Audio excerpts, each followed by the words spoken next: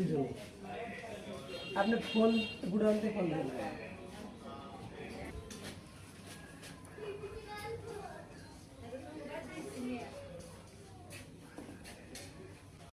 আমি জোনায়েত এন্টারপ্রাইজ একজন এলপিজি বিক্রেতা রিটেলার। আমি ডিলারের মাধ্যমে কোম্পানি থেকে গ্যাস আনি। এখন সরকারি রেট দিচ্ছে 1306 টাকা, আমি গ্যাস কিনি 1950 টাকা, 1850 টাকা, 1700 টাকা। আমি কিভাবে 1350 টাকা এই গ্রাহককে দিব? প্রতিনিয়ত এগুলা কাস্টমার সাথে ঝগড়া হয়।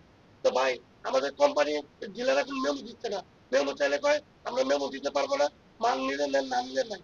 তাহলে আমরা কিভাবে কাস্টমার এগুলা বোঝাবো? এই 1 মাস ধরে এলপিজি বাজারে অস্থিরতা, 15 দিন দোকান বন্ধ ছিল।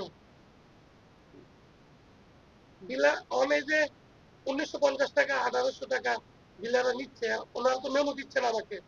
কাস্টমার কয়দিন দরজা লাগিয়ে গেছে না, মেমো দিতে হবে, মোবাইলে হুমকি দেয় কাস্টমাররা। আমরা এখন কই যাবো? 1950 টাকা, 1850 টাকা যদি গ্যাস কিনি, তাহলে কিনা 1306 টাকায় আমরা বিক্রি করতে হবে। বলতে যে সরকারি রেট 1306 টাকা। এই নিয়ে প্রতিনিয়ত আমাদের সমস্যা, এবং আমরা এলপি ব্যবসা ক্ষতিগ্রস্ত হইতেছি। এই ব্যাপারটা যদি সরকার দেখে। এখন আমার মনে হয়, আমার যতটুকু ধারণা, কোম্পানি এবং ডিলার এখানে মনে কোনো সিন্ডিকেট আছে। সিন্ডিকেট না হলে 1 মাস তো এরকম এলপিজি বাজার অস্থিরতা থাকবে না। এক বছরে গত মাসে থেকে এই মাসে 6 থেকে 700 টাকা বিক্রি, তাহলে আমরা কই যাবো বলেন?